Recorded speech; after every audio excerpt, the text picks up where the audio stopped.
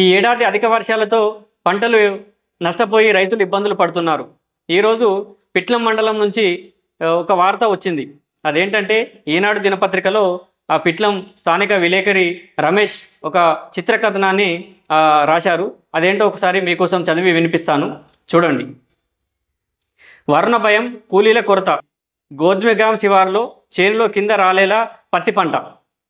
చిత్రకథనం. పిట్లం news today. కర్షకులకు కంటి మీద కునుకు లేకుండా చేస్తున్నాయి వానలు.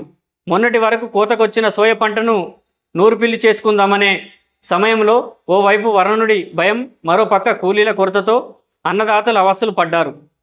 వానలకు సోయా ధాన్యం తడిసి నల్లబడ్డాయి. ప్రస్తుతం పత్తి తీసే దశలో ఉంది. చేలల్లో ఎటు చూసినా తెల్లగా కనిపిస్తోంది. పత్తిని కూలీలతో తీద్దామనుకుంటే వానదేవుడు రైతులకు వదిలేలా లేడు.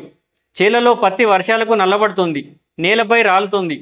పత్తి తీసేందుకు సైతం కూలీల కొరత వెంటాడుతోంది.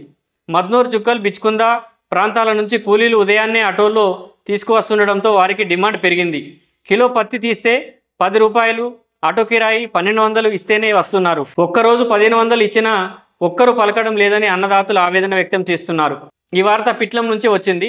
అంటే పత్తి రైతుల ఆవేదన ఎలా ఉందో ఈ చిత్రకథనం చూస్తే మనకు అర్థమవుతుంది. చూస్తూనే ఉండండి మన జుక్కల్, మన ఛానల్, మన వార్తలు.